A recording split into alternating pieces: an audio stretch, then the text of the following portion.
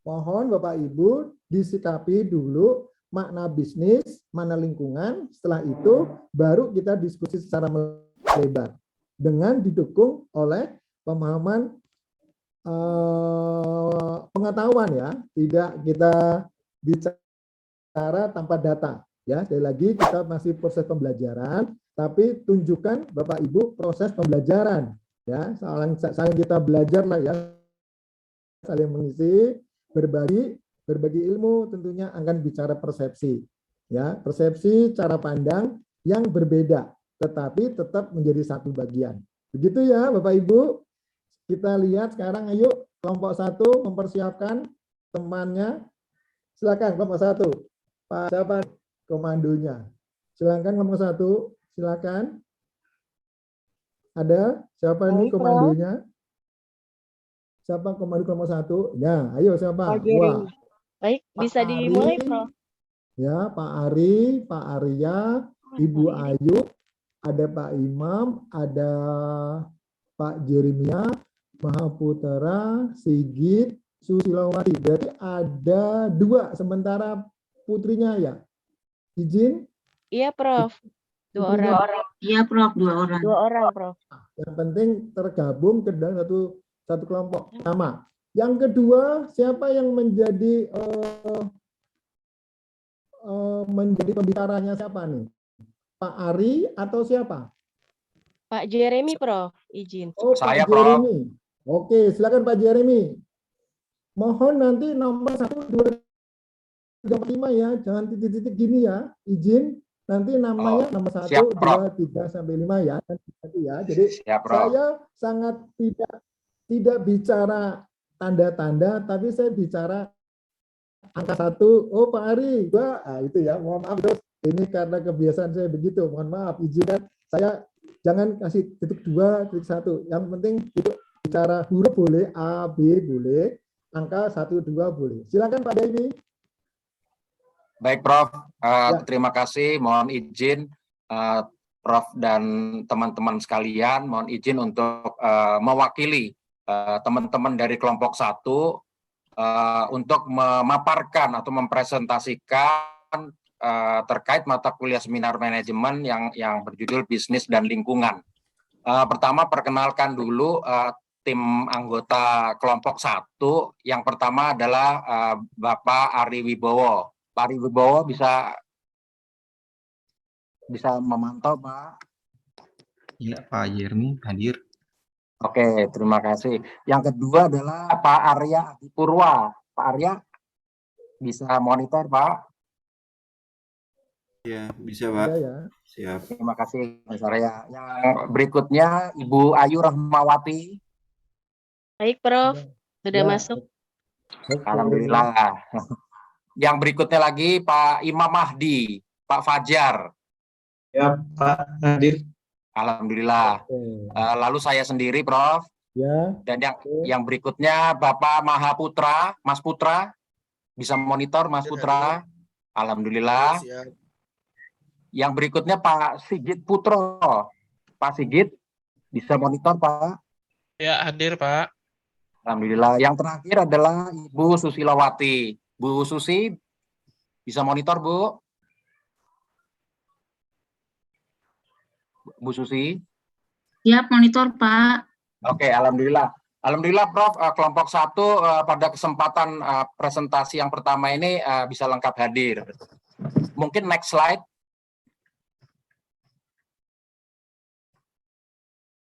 Mas Arya, next slide, Mas. Baik, diawali oleh latar belakang masalah. Ini kita bagi menjadi 2, yaitu masalah bisnis dan lingkungan.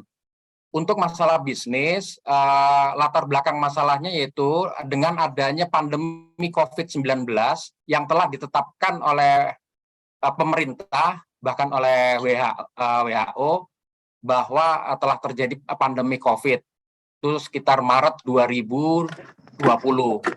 Yang berikutnya data terkait pertumbuhan ekonomi yang minus.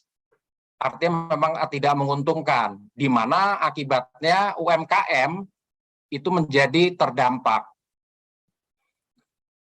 Nah, latar belakang berikutnya itu terkait lingkungan. Lingkungan ini kita bagi menjadi dua, yaitu lingkungan internal, yang kedua adalah lingkungan eksternal. Mungkin lanjut, Mas. Nah, untuk lingkungan internal itu sebenarnya adalah lingkungan yang berada di sekitar organisasi atau bisnis tersebut. Seperti keterbatasan pegawai, maksudnya terkait dengan pegawainya, itu dampaknya apa atau akibatnya apa, yaitu produksinya jadi terganggu akibat pandemi karena masalah pembatasan sosial gitu, sehingga pegawai ini sangat terbatas. Bahkan ada yang sampai hingga pemutusan hubungan kerja. Yang berikutnya internal itu seperti kurang modal juga jadinya, karena sangat terbatas sehingga terganggu. Jadi pemasukan dan pengeluarannya itu jadi nggak imbang, sehingga nih dikarenakan tuh menurunnya daya beli konsumen. Next, Mas.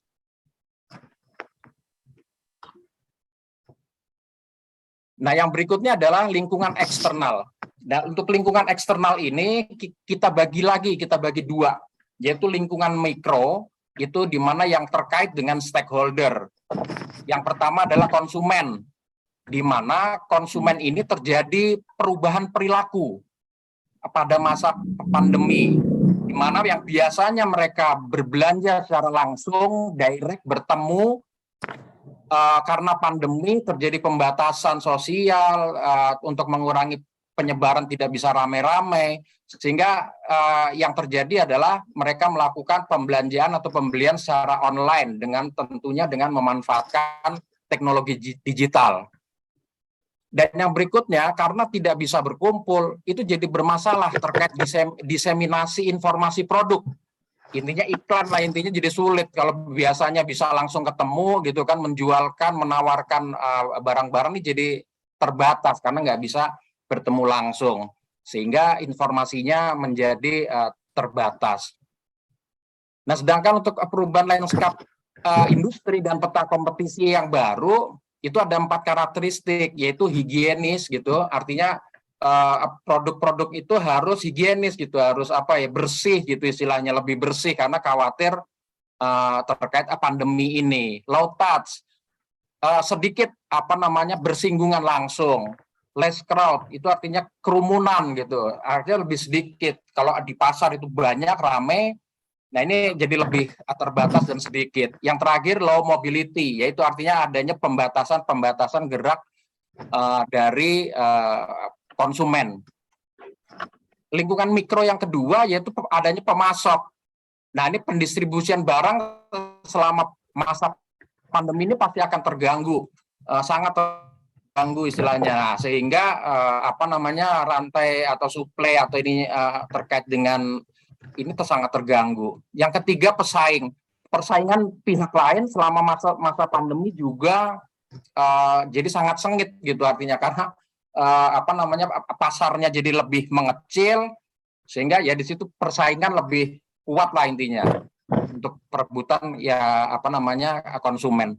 Yang keempat terkait kreditur. Jadi ini terkait dengan bantuan pemberian pinjaman kepada UMKM, karena semuanya terdampak sehingga masalah permodalan gitu kan ini jadi terganggu juga, karena kita jadi lebih sulit untuk melakukan pinjaman. Next, Mas. Yang berikutnya terkait dengan lingkungan makro. Nah, lingkungan makro atau yang bersifat umum. Nah, umum ini kita ada 3 faktornya, yaitu ekonomi. Jadi selama masa pandemi ini sangat berpengaruh terhadap ekonomi, seperti melonjaknya harga minyak dunia, tentunya pastinya akan berdampak pada kenaikan harga bahan baku produksinya. Jadi itu sangat pengaruh lah istilahnya. Yang kedua, masalah perpolitikan. Artinya dengan adanya kebijakan pemerintah gitu kan untuk menekan laju penyebaran dari COVID-19 ini, sehingga ada semacam pembatasan sosial berskala besar. Nah, ini karena ini kan kebijakan jadi mau nggak mau pasti akan berdampak, dan itu tidak bisa diatur oleh organisasi atau bisnisnya itu sendiri. Yang terakhir itu adalah hukum. Jadi kita nggak mungkin tuh bisnis kita berjalan as usual, artinya karena dari sisi hukum itu kalau melanggar aturan-aturan atau kebijakan-kebijakan yang ditetapkan oleh pemerintah, itu pasti akan ada tindakan atas pelanggaran yang dilakukan. Sehingga mau nggak mau itu pasti akan berdampak terhadap operasional bisnis itu sendiri. Berikutnya, Mas. Nah, sehingga temuan masalah kita dari penjelasan-penjelasan di atas itu memang terjadi perubahan lingkungan, baik itu internal maupun eksternal. Nah, itu yang masalah-masalah yang yang terjadi. Nah, dari masalah-masalah yang ada itu ada beberapa teori gitu yang bisa kita ambil untuk mendukung masalah itu. Yang pertama adalah definisi bisnis. Menurut Hughes dan Kapur tahun 2010, bisnis adalah suatu kegiatan individu yang terorganisasi untuk menghasilkan dan menjual barang jasa guna mendapatkan keuntungan dalam memenuhi kebutuhan masyarakat. Ya, ini otomatis di sini mungkin penekanannya adanya keuntungan gitu kan, atau kegiatan individu. Jadi ini bisa perorangan, UMKM gitu kan, perorangan ataupun yang berbentuk badan usaha dan bisa mendapatkan keuntungan. Nah, di sini masalahnya adalah dengan adanya pandemi ini itu otomatis keuntungannya itu yang terganggu. Teori yang kedua dari Griffin dan Ebert tahun 2008, bisnis adalah aktivitas yang menyediakan barang atau jasa yang diperlukan atau diinginkan oleh konsumen. Nah, ini dengan adanya perubahan internal dan eksternal tadi itu menjadi relatif lebih terhambat gitu. Artinya penyediaan barang dan penyediaan jasanya itu konsumen berubah gitu. Nah, otomatis ini juga bisnis perlu penyesuaian atas masalah yang ada. Yang berikutnya, teori dari Permadi Putra dan kawan-kawan tahun 2017, di mana kepuasan konsumen terdapat hal-hal yang perlu diperhatikan, salah satunya kualitas produk. Nah, dengan adanya pandemi ini, otomatis kualitas itu tuh akan terganggu. Misalnya dengan kenaikan harga lah contohnya. Otomatis mau nggak mau, suka nggak suka, itu perlu penyesuaian banget. Serba dilema. Kalau kualitasnya kita turunin, memang keuntungan jadi naik. Tapi penjualan jadi berkurang. Sebaliknya, kalau kualitasnya kita tetap gitu kan, harga jadi agak mahal. Nah, itu serba dilema gitu jadinya. Artinya nurunin kualitas ntar jadi nggak laku juga, naikin harga, pembelinya pada lari juga gitu. Nah, yang teori pendukung yang keempat, itu dari Berger tahun 1998, di mana perilaku konsumen dalam membelanjakan pendapatannya untuk memperoleh alat-alat pemuas kebutuhan. Nah, ini sama nih Bapak Ibu izin, jadi konsumen ini dalam memperoleh alat kebutuhannya ini jadi terganggu gitu, artinya jadi berkurang, jadi berubah juga. Tadinya misalnya butuh misalnya beli lipstik gitu contohnya, karena pandemi pakai masker jadi berkurang, artinya beda untuk memuaskan kebutuhan konsumen itu jadi berubah. Nah, itu yang perlu diantisipasi oleh bisnis itu sendiri. Next, Mas Arya. Nah, analisis masalahnya, saat ini perilaku konsumen sudah mengalami perubahan dari belanja langsung menjadi belanja online. Atas hal ini, perusahaan juga harus menyesuaikan pola bisnis yang mengedepankan platform digital. Jadi untuk bertahan dari masalah, kita menilai bahwa mau nggak mau gitu, karena contohnya salah satu tadi online gitu ya. Kalau kita tidak bisa beradaptasi dengan hal itu otomatis perusahaan tidak akan dapat bertahan. Yang kedua, tadi pandemi mengubah perilaku konsumen dan peta kompetisi bisnis yang perlu diantisipasi oleh para pelaku usaha akibat adanya pembatasan kegiatan. Konsumen lebih banyak melakukan aktivitas di rumah dengan memanfaatkan teknologi digital, sehingga diseminasi informasi produk menjadi sangat terbatas. Dan tadi ada perubahan landscape industri kayak higienis, low touch, ya kan, lebih sedikit sentuhan, terus menghindari kerumunan dan pergerakan yang sangat dibatasi. Next, Mas Arya. Nah, kesimpulan yang telah dibuat adalah telah terjadi perubahan pada pola bisnis serta lingkungannya yang memaksa pelaku bisnis untuk melakukan penyesuaian. Yang perilaku konsumen di masa pandemi ini berubah dari pembelian langsung menjadi pembelian secara online. Yang kedua, lingkungan internal sangat berpengaruh besar terhadap persaingan UMKM secara langsung. Yang ketiga, yang C, lingkungan eksternal akan selalu berubah. Maka lingkungan internal UMKM harus menyesuaikan dengan perkembangan lingkungan eksternal agar tercipta keseimbangan yang dinamis. Yang D, teknologi dapat memudahkan penyebaran informasi dan mampu mengembangkan bisnis online ke berbagai wilayah. Itu adalah kesimpulannya. Next, Mas, sarannya, tindakan yang dapat dilakukan pemerintah untuk membantu mengatasi kerugian perusahaan dari dampak COVID, antara lain insentif atau pengecualian pajak kepada pelaku usaha yang terkena dampak, khususnya UMKM, seperti permintaan bahan baku di Indonesia. Jadi diharapkan pemerintah bisa mengintervensi lah di situ, membantu. Kayak untuk sementara menghilangkan pajak gitu kan. Itu dilakukan.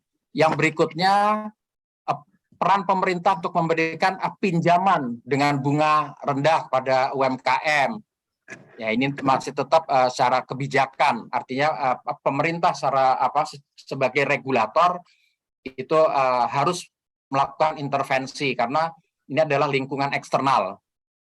Yang berikutnya, perlu adanya penggunaan teknologi untuk meningkatkan keuntungan seperti penjualan secara online. Ditambah saat ini koneksi internet menjadi semakin mudah, murah, dan meriah. Sehingga dampaknya memang harus diperlukan peningkatan kompetensi SDM-nya. Tapi dampaknya lain karena terkait meningkatnya teknologi, penggunaan teknologi ini, masifnya digital, itu maka harus dilengkapi dan tingkat pengamanan yang tinggi, serta keamanan akun konsumen dari penggunaan atau penjualan data pribadi. Ya intinya masalah keamanan data pribadi lah intinya. Coba next, Mas, terakhir ya kayaknya ya. Oke, demikian Prof. Haris dan teman-teman sekalian paparan yang telah kelompok 1 lakukan terkait dengan bisnis dan lingkungan. Demikian, kembali ke moderator, silakan. Ya, tepuk tangan dulu, tepuk tangan. Bagus, luar biasa. Luar biasa. Ya, cukup puas ya, cukup puas. Jadi kalau nilai ya 80 lah sementara. Nanti bisa turun, bisa Amin, naik. terima nilai. kasih, Prof. Naik, bisa naik, bisa turun. Kalau naik itu berarti bisa menjawab. Kalau turun, makin turun berarti ada masalah internalnya ya. Masalah internal itu ya koordinasi komitmennya ya. Saya yakinnya Bapak sedang belajar menyatukan pendapat dari 7 orang. Ya, pada saat Bapak membuat kemarin itu kan bagaimana menyatukan pendapat, akhirnya muncul makalah ini dan disajikan. Nah, kan kita buktikan sejauh mana komitnya mereka berkelompok itu bisa mengatasi masalah yang akan ditanyakan oleh kelompok 2. Silakan izin kelompok 2 mewakili 1 orang menuju ke kelompok siapa saja boleh ditanya. Ya, kelompok 2 bertanya ke kelompok 1. Jadi ini antar kelompok dulu, belum individu. Silakan kelompok 2 izin. Kelompok 2 ada ya kelompok 2. Silakan kelompok 2 antar kelompok dulu ini. Nanti setelah itu kita ke individunya. Ayo kelompok 2. Ada? Ada nggak kelompok 2? Ada kelompok 2 atau tidak menyimak tadi?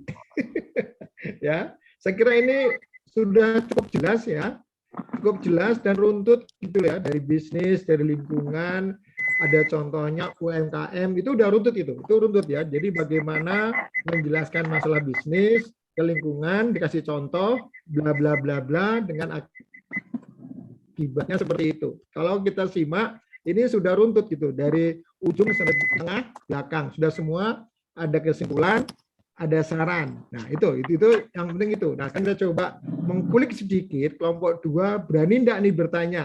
Silakan kelompok 2, bertanya dulu. Ada kelompok 2? Ayo. Nggak usah takut sama Pak Jeremy. Ayo. Ada kelompok 2 siapa nih? Saya belum dapat, nanti saya habis ini minta nama kelompok. Saya lupa, saya udah dapat tapi kok HP-nya nggak bagus nih, kepenuhan ya. Nanti saya tolong Ibu atau Bapak Ketua kelompoknya, saya dibagi lembar pertamanya aja ya kelompoknya, sehingga saya bisa memanggil kelompok 2, kelompok 3 terwakili gitu. Silakan kelompok 2. Kalau kelompok 2 tidak ada, kelompok 3 ada. Kelompok 3. Ya, izin Prof. Kelompok 3, Prof. Kelompok berapa nih, Ibu Rita? Saya Pak Zainal, Prof. Dari Oh iya, kelompok kelompok 3. berapa Pak Jainal? Kelompok 3. Oke, kelompok 3, silakan kelompok 3. Good. Ya, ya kalau untuk kelompok 3 Pak ingin bertanya ke kelompok 1, Ya. itu kita tahu 2 tahun ke belakang itu kita sedang dilanda pandemi yang begitu lumayan tinggi ya, angka pandemi tinggi, COVID-19, otomatis di dalam dunia bisnis semuanya menjerit, termasuk di kelangsungan UMKM. Bunda ngejum dulu ya. Ya, bagaimana peran pemerintah untuk menjawab tantangan dalam dunia bisnis di masa pandemi demi kelangsungan UMKM agar tetap bertahan? Itu aja mungkin Pak. Ya, terima kasih. Jadi sekarang bebas, tidak Pak Jeremy dulu, karena Pak Jeremy tadi sudah menyampaikan maksud dan tujuan makalah. Semoga yang lain dari teman kelompok, siapa silakan yang jawab, silakan siapa. Tetapi kita bicara kelompok nanti bisa bersinergi antar individu dalam kelompok 1. Silakan kelompok 1 selain Pak Jeremy. Bisa dipahami ya, itu kan ya, silakan. Iya, Prof. Silakan teman-teman. Yuk.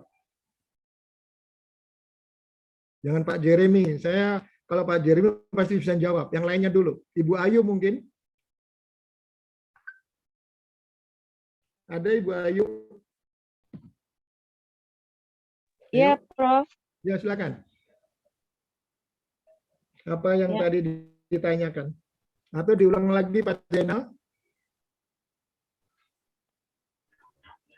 Iya, barangkali untuk meningkatkan UMKM di masa pandemi ini atau apa namanya, supaya UMKM bisa naik lagi gitu ya, Prof ya. Mungkin dari pemerintah bisa memberikan pelatihan kepada UMKM tersebut atau bisa juga apa namanya, berikan pelatihan kepada UMKM misalnya dengan untuk bagaimana mereka bisa meningkatkan inovasi produk gitu. Terus Ya. bagaimana Satu. caranya untuk melakukan jual beli yang sekarang mungkin online gitu ya, Prof ya. UMKM kan menengah ke bawah, maksudnya unit usaha kecil itu kan biasanya susah untuk kalau mau lewat online gitu, Prof, izin. Ya, Mungkin ya. bisa diberikan pelatihan seperti itu dari dinas terkait. Oke, Mungkin sementara demikian. sementara satu variabel ya. Ingat Bapak Ibu, kalau kita bicara variabel, Ibu harus lebih dari satu variabelnya kalau terkait dengan variabel. Contoh tadi udah betul, Ibu Ayu udah betul, yaitu variabel tentang pelatihan. Ya, kenapa? Karena mungkin saja di peserta UKM itu masih orang atau beberapa pelaku bisnis belum memahami proses bisnis teknologi dengan online. Oke, itu satu variabel peningkatan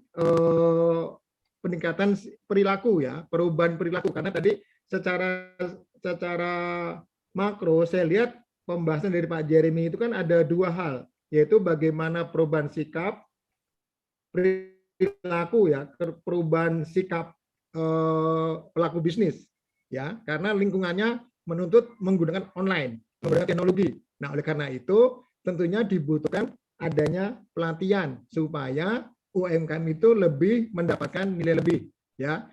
Mendapat nilai lebih itu adalah memudahkan dia menggunakan IT, karena semuanya sekarang menggunakan IT. Itu baru satu variabel.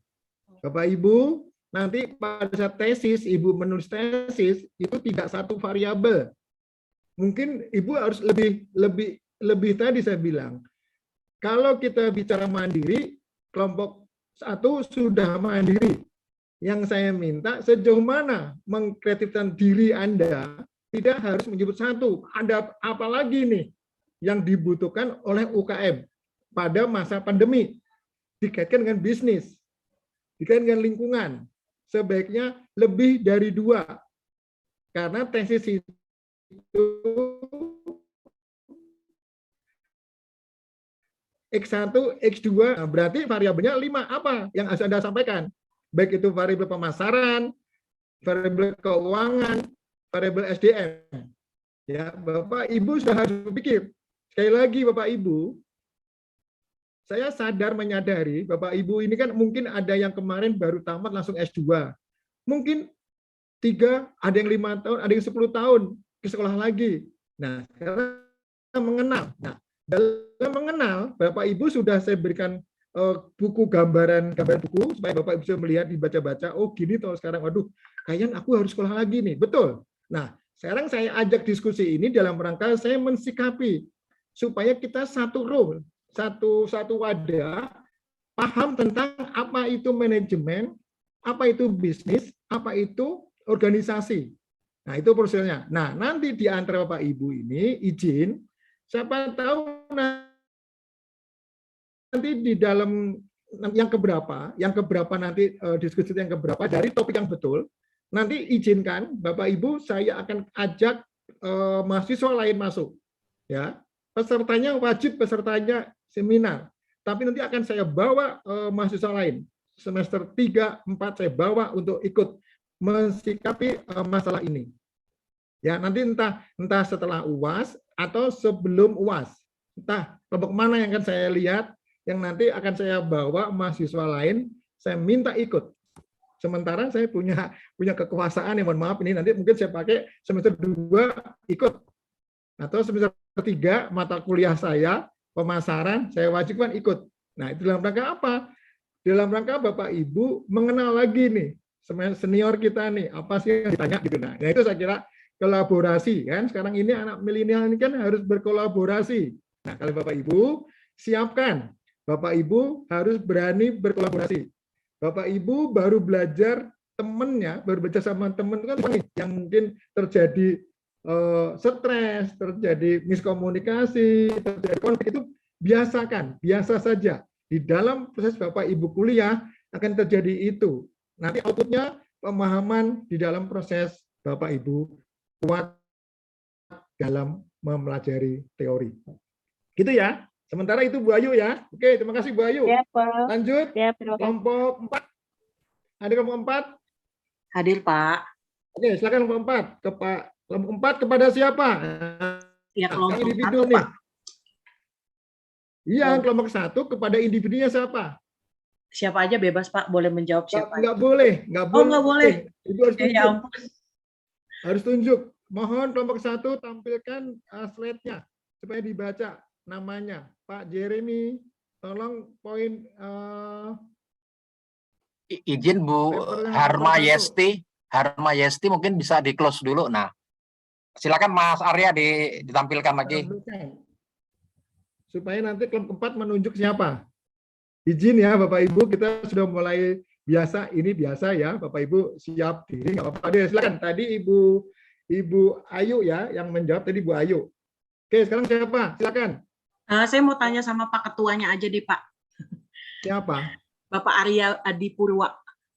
Pak Arya, siapa? Adipurwa. Pak Pak Ari Ketuanya Bowo aja. atau Pak Arya Adipurwa, Pak. Pak Ketua Ari? angkatan, Pak. Ketua angkatannya aja karena Di mana Pak Ari Bowo ini kan? Pak bukan Arya, Pak, yang Adipurwa, kedua, Pak. Oh, yang kedua. Ya, Iya. Pak Arya. Ya. Ayo Pak Arya, silakan. Oke, terima kasih atas pemaparannya. Saya kasih applause dulu untuk kelompok 1. Atas materinya sangat luar biasa. Mungkin di sini saya agak melanjutkan dari pertanyaan yang tadi diberikan oleh kelompok 3. Saya cuma pengen tahu sih gini ya Pak Arya. Kan di masa sekarang kan mungkin di masa new normal ya. Nah, banyak terjadi perubahan yang harus dihadapi oleh pelaku usaha UMKM.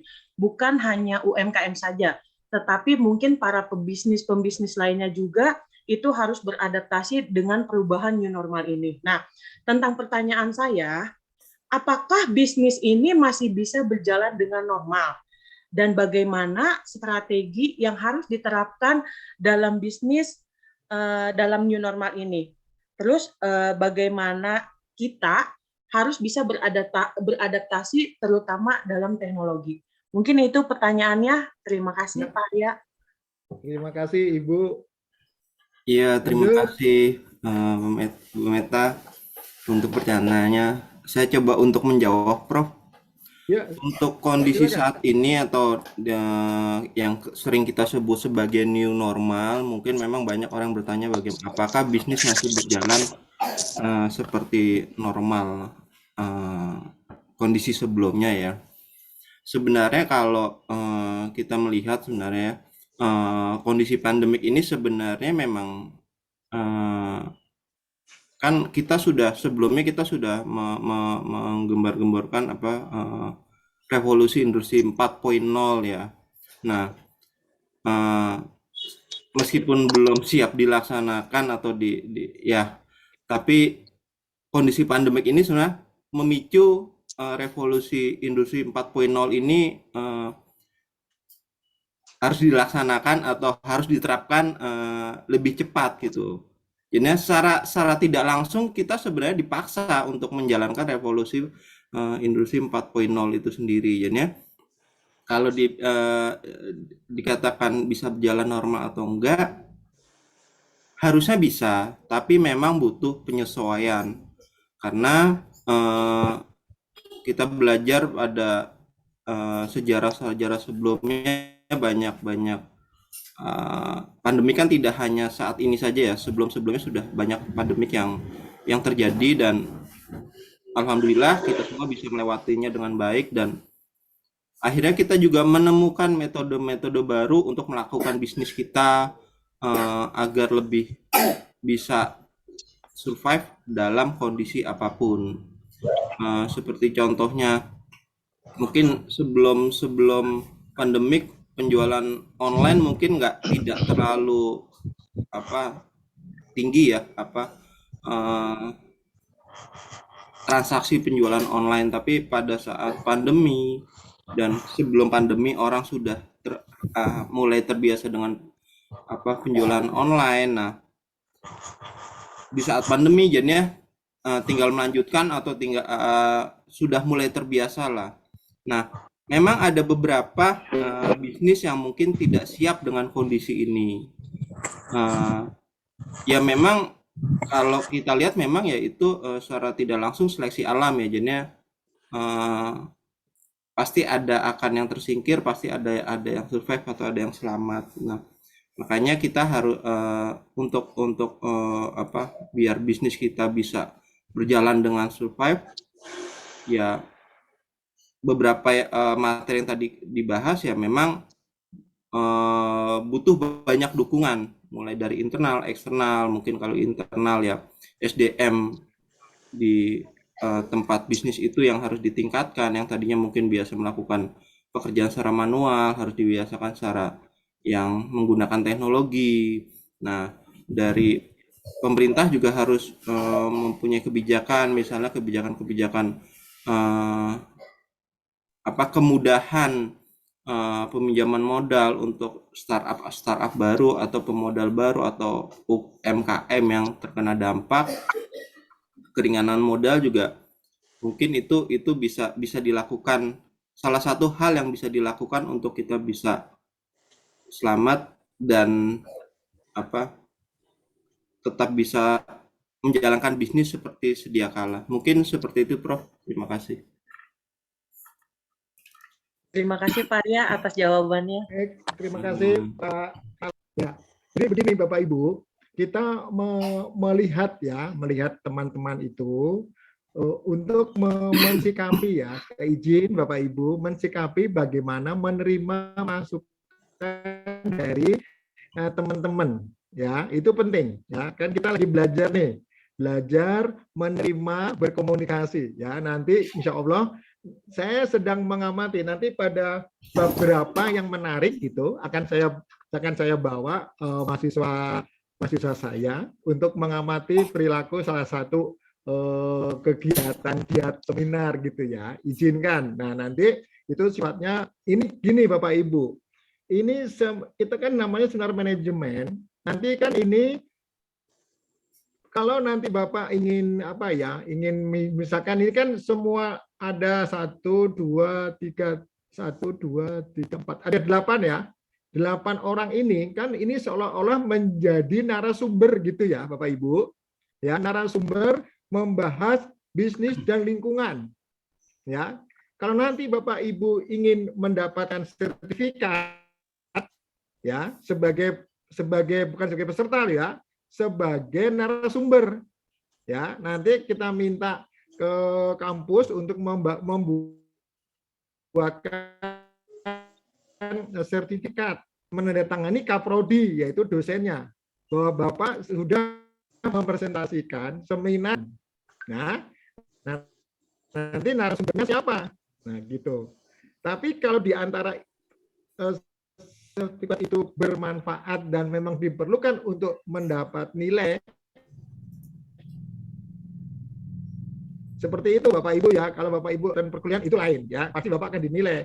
Tapi siapa tahu Bapak sudah berpresentasi ini, Bapak, Prof, saya kan nilai jabatan saya itu satu di antaranya saya harus menjadi narasumber. Nah ini bagian Bapak menjadi seolah-olah Bapak narasumber terhadap satu masalah bisnis dan lingkungan. Gitu ya Bapak Ibu. Nah, barusan tadi ada pertanyaan ya, bagaimana konsep dan perilaku. Bapak Ibu, perubahan yang terjadi ini adalah perubahan daripada suatu kebijakan. Jadi pemerintah harus membuat kebijakan. Ya. Kebijakan yang harus berkonotasi lingkungan dan bisnis, terutama kepada para UMKM yang sedang berupaya bangkit kembali. Nah, gitu ya. Bangkit selama 2 tahun dia tidak beroperasi. Nah, bagaimana cara-caranya? Nah, salah satu tadi adanya pelatihan. Pelatihan yang mendekati kebutuhan yang sesuai. Jangan melatih yang tidak ada kebutuhan. Nah, tadi kan dijawab tuh pelatihan tentang teknologi, nah betul.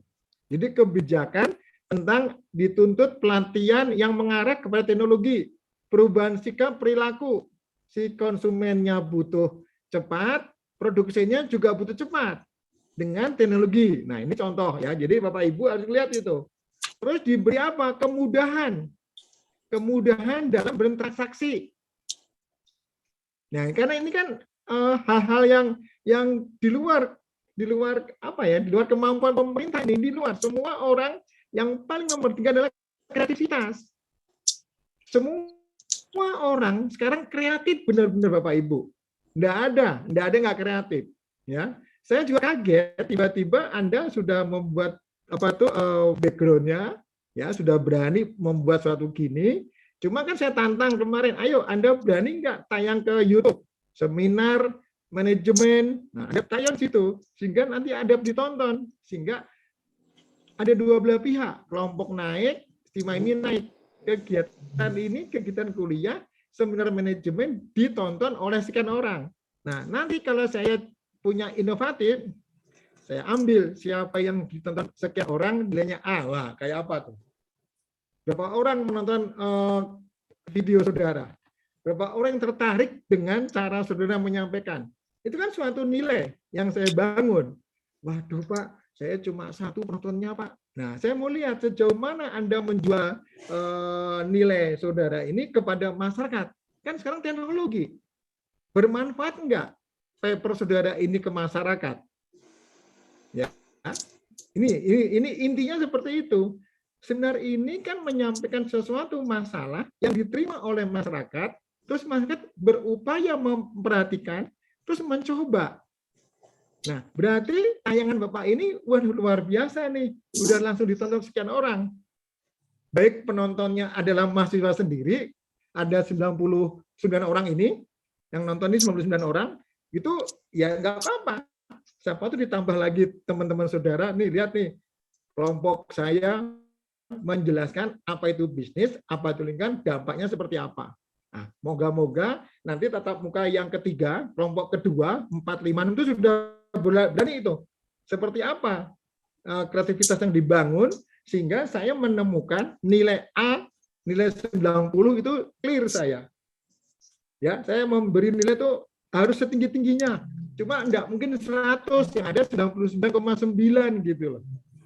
Ya, nilai A itu 91 ke atas. Alhamdulillah. Jadi nilai A itu alhamdulillah.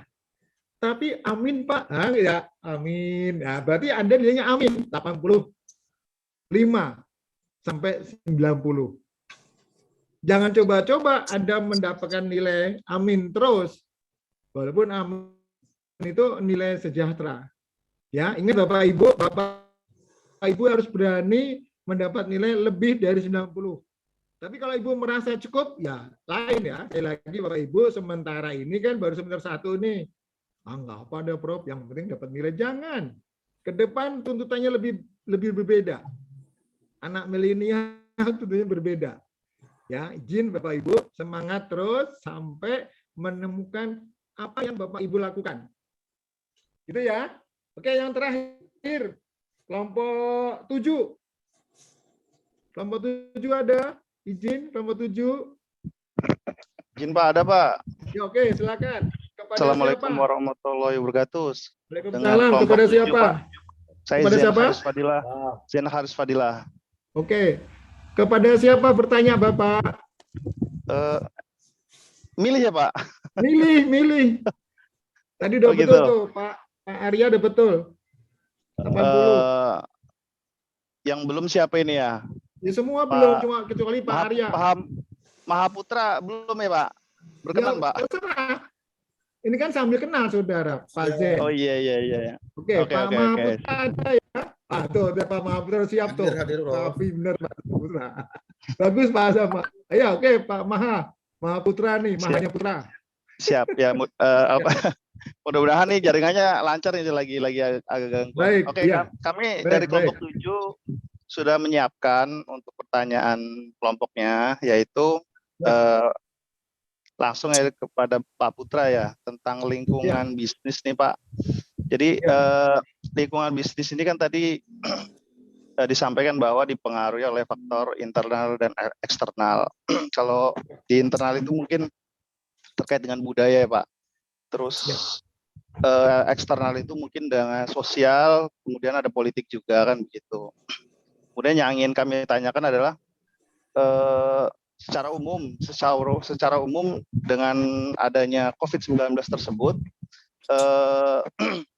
bagaimana sebuah perusahaan itu bisa menghadapi pengaruh-pengaruh negatif yang terjadi oleh faktor-faktor tersebut lah. Misalnya faktor sosial, misalnya kayak kartes konsumen itu kan mungkin berubah secara sosialnya. Nah, bagaimana perusahaan ini menghadapi persoalan tersebut? Itu kan efek negatif ya. Kemudian untuk dari segi perusahaannya bagaimana cara menghadapi efek negatif tersebut? Karena kan mungkin yang tadi dijelaskan kan mungkin penjualan menurun, bisnis tidak berjalan dengan baik dan sebagainya. Terus yang ketiga kan terkait dengan politik ya. Politik itu kan kaitannya sama regulasi-regulasi yang berubah-ubah gitu untuk di perusahaan-perusahaan. Nah, untuk di perusahaan sendiri bagaimana, karena kan regulasi itu kadang-kadang kaitannya berpengaruh, justru kan ada pula yang negatif ya, karena ketidaksiapan perusahaan tersebut mungkin gitu. Jadi bagaimana cara untuk sebuah perusahaan itu mempengaruhi pengaruh-pengaruh negatif dari faktor-faktor yang saya sebutkan tadi, Pak, dari internal maupun eksternalnya. Demikian kepada tim 1. Terima kasih. Oke, ya Pak Mahaputra, silakan. Siap, izin menjawab, Prof. Ya, Ini silakan. pertanyaannya sangat berat sekali menurut saya nih. Baik, saya coba ya Pak Prof ya. Baik, memang di sini dipengaruhi dua lingkungan utama ya, internal sama eksternal. Pengaruh negatifnya bagaimana? Di masa pandemi ini yang perlu kita ingat bahwa tidak semua ternyata para pelaku bisnis ini menganggap atau bisa memutarbalikan yang tadinya negatif itu menjadi peluang bisnis baru gitu ya. Contoh yang tidak semua pelaku bisnis ini mengalami goncangan gitu. Contoh yang sisi positif ya, misalnya penjualan untuk hand sanitizer misalnya, atau yang berhubungan dengan barang-barang yang higienis, yang dulunya mungkin penjualannya di nilai X tertentu, tapi tiba-tiba harus mengalami lonjakan yang besar sekali gitu. Dan ini contoh misalnya kita lihat di beberapa supermarket ya, di masa-masa awal pandemi, mungkin botol-botol kemasan itu menjadi tidak standar. Mungkin di 1-2 bulan pertama itu menjadi tidak standar karena mereka harus produksinya mengambilnya dari beberapa lokasi. Tapi setelah 3-4 bulan ke depan, bisa dilakukan standar sesuai dengan kualitas mutu perusahaan. Artinya apa? Artinya dari sisi internal perusahaan atau para pelaku UKM ini harus bisa adaptif dengan perubahan. Kemudian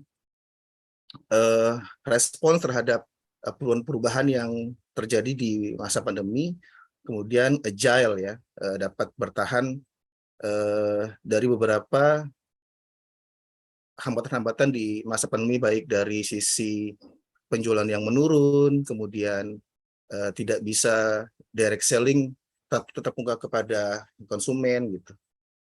Dan solusinya antara lain yang tadi sudah disebutkan oleh teman-teman di kelompok 1, yaitu untuk peningkatan sisi SDM agar bisa menjaring di pasar-pasar online ya. Juga mungkin yang tadinya tidak terbiasa dengan take away ya. Biasanya kalau di tempat-tempat makan biasanya dine in, karena tidak boleh harus di take away, maka kemasan-kemasannya harus inovatif atau higienis gitu. Dari sisi eksternal ya tentunya dari sisi pemerintah ya, untuk menekan dari sisi pajak atau insentif pajak, kemudian memberikan beberapa bantuan modal kepada UMKM agar UMKM ini bisa struggle di masa pandemi. Tapi kalau misalnya kita lihat apakah semuanya bisa berjalan dengan lancar atau semua pelaku bisnis bisa bertahan, tentu tidak ya. Tadi kata Pak Are juga tentunya akan ada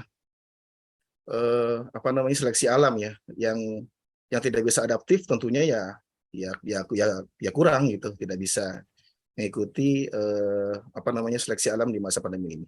Mungkin begitu, Prof. Baik, terima kasih. Nggak perlu disanggah ya Pak Jen.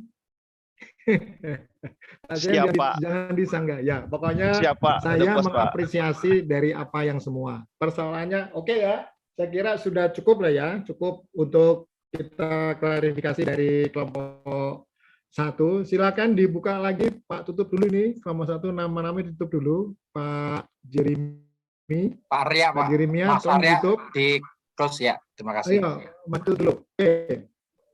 Oke, terima kasih. Silakan Pak Jeremy membuat kalimatnya seperti apa?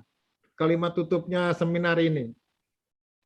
Intisari dari Bapak kelompok ini apa? Karena Bapak yang menyampaikan sebagai narahubungnya Bapak, coba di-close seperti apa?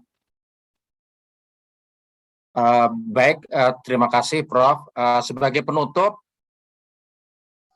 ada kesimpulan yang akan kita ambil. Yang pertama, adanya tadi permasalahan terkait pandemi, dan dari diskusi tadi itu dapat disimpulkan bahwa industri atau bisnis yang dapat bertahan itu harus bisa melakukan adaptasi dengan cepat atas kondisi lingkungan, baik itu eksternal maupun internal, dengan cepat.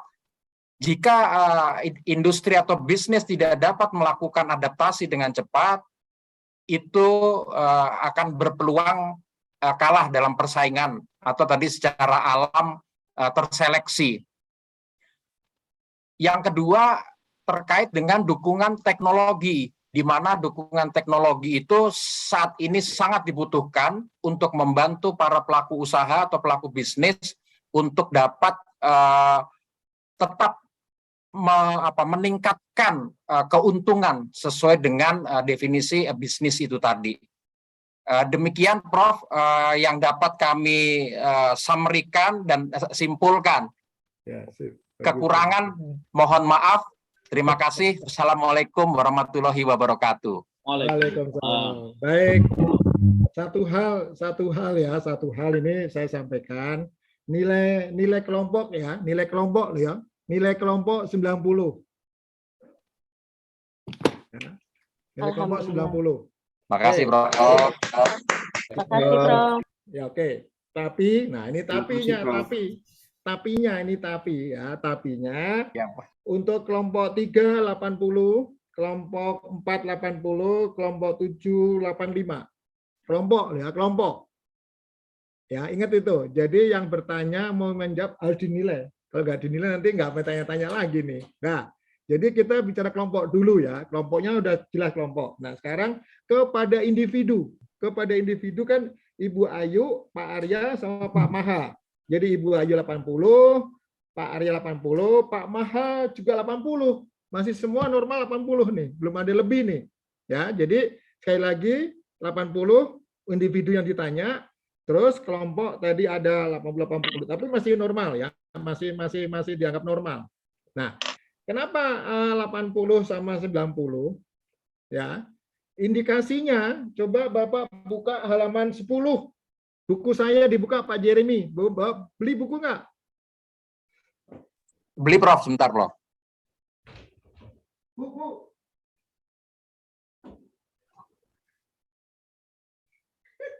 Pukul itu pukul sapu. Udah dilihat halaman 10? Sudah, Bro. Udah ya. Nah, Ya, Prof. Bapak lihat apa yang Bapak kurang di situ? Oh ya, ya banyak Prof ternyata. Ya. Apa? Yang penting bisnis itu punya etika enggak? Harus Prof. Nah, ya. Jadi jangan lupa kalau kita bicara bisnis, di dalam buku itu ada etika bisnis. Jangan lupa, apapun jadi perubahan lingkungan, ya apalagi banyak itu. Ya. Intinya itu, ya. Kalau tadi Bapak kaitkan dengan situ sudah pasti 95. 95. Ya. Siap Prof. Ya. Ya. Nah, sekali lagi gitu ya, Bapak, ya. Jadi hati-hati, ini buku itu harus dibaca. Berarti ada selingkuh nih yang nggak baca kuat nih, ya. Jadi saya harus mengamati nih. Oh, ini nggak ada kata-kaitan antara kaitan mengkait nih. Contohnya ada di sini masalah tantangan sosial, ada dikaitkan dengan wanita. Ya kan? Tadi ada pertanyaan sosial. Oh ya nih wanita ini seperti apa? Terus etika bisnis. Bapak lihat sekarang ini, kalau tadi pertanyaan dari Pak Mahaputra ada betul. Bisnis tuh ya ada tatanan nilainya apa? Perubahan dari etika. bisnis beretika. Coba Bapak lihat sekarang, apakah masih beretika atau tidak? Ya, Bapak lihat itu intinya. Bisnis itu beretika, tapi perjalanannya tidak beretika. Ya, terus seperti apa sikap pelaku bisnis dengan adanya lingkungan? Seperti apa dia terjadi pergerakannya? Ya, tantangan kualitas. Nah, ini tantangan kualitas itu apa? Kreativitas. Kualitasnya dijaga, higienisnya. Harus bersih, harus udah ya. Jadi intinya itu ada di sini, tapi belum tersuratkan semua. Walaupun tersirat, sekali lagi Pak Jeremy sudah tersirat, belum tersuratkan gitu loh. Kalau tersuratkan akan lebih bagus nilainya, ya. Hati-hati Bapak Ibu, nanti kalau UTS, ya, UTS itu antara tersirat tersurat harus jelas. Ini tersiratkan, tapi tersuratnya di dalam buku ini, ya.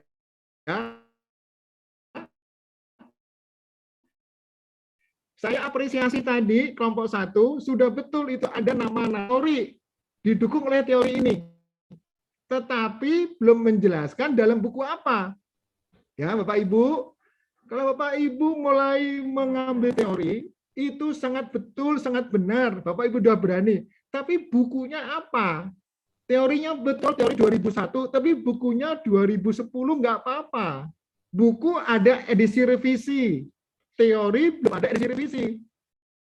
Yang ada buku edisi revisi. Tapi teori dari dulu sampai sekarang masih itu karena orangnya sudah meninggal. Siapa yang mau ngambil teorinya dia? Tapi diambil, dipakai dalam bukunya. Ya contoh buku saya ini kan pasti ngambil orang lain. Saya belum menggunakan teori di sini, belum. Buku berikutnya baru muncul teori saya ini. Ya Bapak Ibu, hati-hati nih. Jadi kelihatan ya, kelihatan yang tidak membaca buku nih. Cuma masih tersirat, cuma belum tersuratkan. Ini ada dalam buku Pak Haris, halaman sekian, sudah selesai. Ya. Jadi kalau kata kuncinya, jadi abad ke-21 dan seterusnya itu, intisarinya, bisnis dan lingkungan itu harus memperhatikan ini dalam buku Mengenal Bisnis halaman 10 Haris. Berarti benar, Bapak mengambil buku saya. Itu nilai lebih. Ya. Jadi semua Bapak Ibu mulai belajar mengambil intisari buku dibaca sebagai acuan nanti Bapak belajar menulis karya ilmiah. Buku karya ilmiah besok Bapak itu karena Bapak hidup di 2023, 2023, 5 tahun ke belakang. Berarti bukunya, Bapak Ibu, bukunya 22, 21, maksimum 2016 yang dipakai sebagai runtutan untuk pembelajaran buku. Ingat itu ya. Saya tadi udah apresiasi teorinya. Coba Bapak, Mas siapa tadi yang buka? Coba tutup lagi kita lihat teorinya tadi ada 4 perilaku konsumen. Coba dibuka lagi Bapak, tolong. Mas Arya, kita dibantu Mas Arya. Coba dibuka Mas Arya, tolong. Mohon maaf ini yang teori Mas Arya. Nah itu lihat teorinya. Ya, itu dari Huger Campos 2010. Ya, ingat itu. Sepertinya ini bukan teorinya dia, ini dalam buku ini. Graffin dan Bird. Ini bukunya apa? Perilaku konsumen. Ini perilaku organisasi. Bukunya perilaku organisasi kan Graffin gitu loh, nggak apa-apa. Ini masih bukan itu lama, harus ada edisi baru bukunya. Ini juga ini Putra 2017 betul nih yang 2017. Yang Beger nggak apa-apa. Beger ini dipakai dalam bukunya siapa? Gitu ya. Beger dalam buku ini. Nah, gitu. Ya, Bapak sudah mulai belajar menulis bagaimana karya ilmiah. Udah betul ini. Nah, betul. Sekarang lihat lagi temuan masalah. Mas Arya, tolong temuan masalah Mas Arya. Coba Mas Arya, temuan masalahnya. Ada berapa temuan masalahnya? Coba lihat. Oke. Mas, jangan kesimpulan dulu. Ya, Bapak Ibu, temuan masalah itu apa? 1, 2, 3, 4. Harus disebut itu. Ini masalahnya apa? Masalahnya ini kan temuan masalah perubahan lingkungan internal dan eksternal. Betul, satu nih, berarti cuma satu masalahmu. Salah. Dari latar belakang tadi, temuan masalahnya satu, masalah bisnis, dua, lingkungan, yang ketiga apa, empat apa. Dibatasi hanya bicara bisnis dan lingkungan. Gitu-gitu. Mulai pembelajaran membuat makalah. Ya. Jadi temuan masalahnya ini berapa banyak, dibatasi hanya ini, didukung teori ini dari buku siapa. Gitu ya.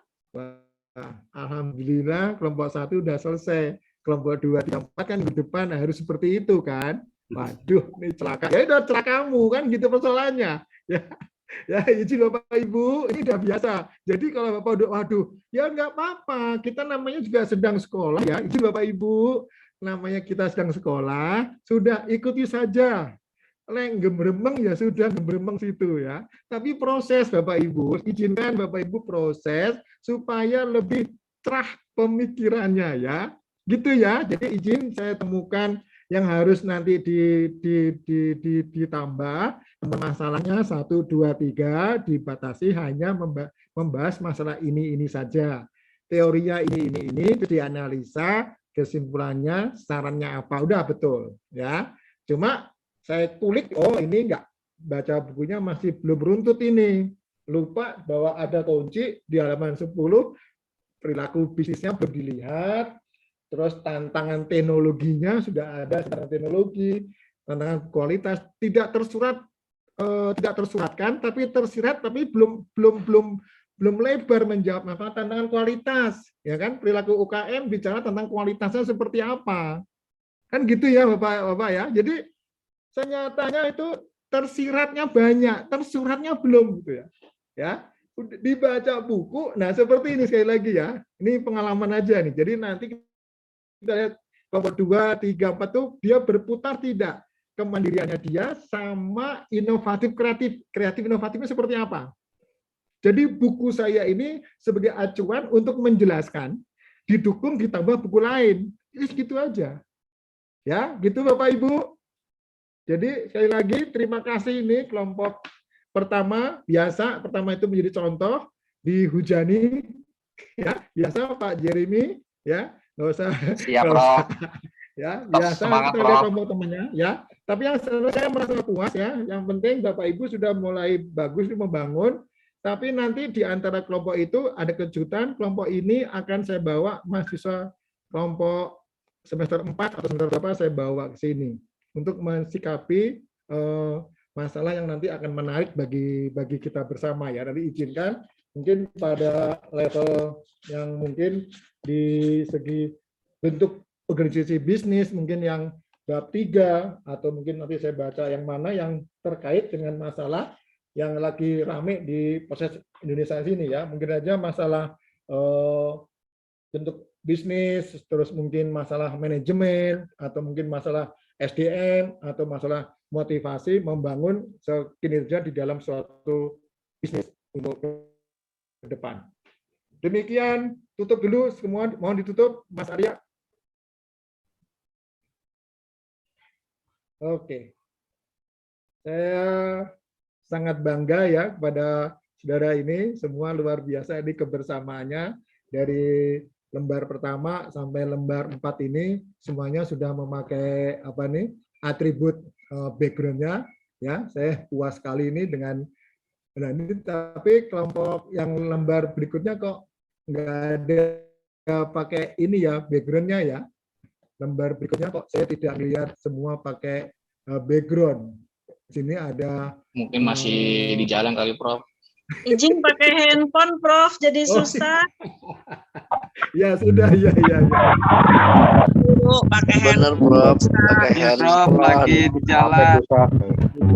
Ya sudah, nggak apa-apa. Ini kan saya cuma melihat kebersamaannya dulu ya. Rupanya Pak Jeremy sampaikan kepada teman-temannya masih belum apa ya, belum bersama untuk bersama ya Pak Jeremy. Tapi saya salut kepada kelompok 1 sudah berani melempar ide, menayangkan bahwa semua kebersamanya harus sama seperti ini luar biasa. Semoga nanti kelompok kedua dan berikutnya ada cara-cara yang lebih sempurna. Mungkin kita disuruh nonton di YouTube-nya saja dulu. Nanti kita harus diskusi gitu ya. Jadi YouTube dilempar, nanti kita tinggal nanya. Jadi tidak seperti ini. Lihat YouTube. Nanti seperti apa, lebih enak, lebih keren gitu ya. Tapi ini sudah keren gitu ya. Ya, terima kasih Bapak dan Ibu. Saya hanya minta fotonya karena absen nanti saya yang absen. Ya, saya hanya minta masing ini. Masing tolong nanti di siapa nih ketua kelasnya siapa sih? Mohon maaf ini. Sudah sepakat siapa? Pak Arya, Pak. Pak Arya. Oke. Iya. Jadi Mas Arya bertanggung jawab memfoto semua ini. Terus dikirim ke grup, nanti saya masukkan ke dalam kuliah saya. Ya, saya sih modelnya gini aja, yang cuma lihat foto, tampilkan nama, udah pasti itu foto yang benar. Ya, kalau absen nanti, udahlah saya percaya aja, tidak mungkin Bapak Ibu ini meninggalkan kelas gitu ya, kecuali memang Bapak Ibu tidak bisa. Oke, izin nanti di dalam kelompok itu, Pak Haris saya izin, saya masih di jalan, nggak apa-apa. Yang penting Bapak ada kemauan untuk belajar secara penuh ini. Demikian Bapak Ibu. Terima kasih, salam sehat semua. Ya, Mas Jeremy, terima kasih ya semua. Terima kasih, Prof. Minggu depan ya, siap-siap. Ya, terima kasih, Prof. Ya, sama-sama. Terima kasih, Prof. Ya, sama-sama. Sampai ketemu. Ya, terima kasih, Prof. Sehat selalu, Prof. Terima kasih, Prof. Waktunya, pelajarannya.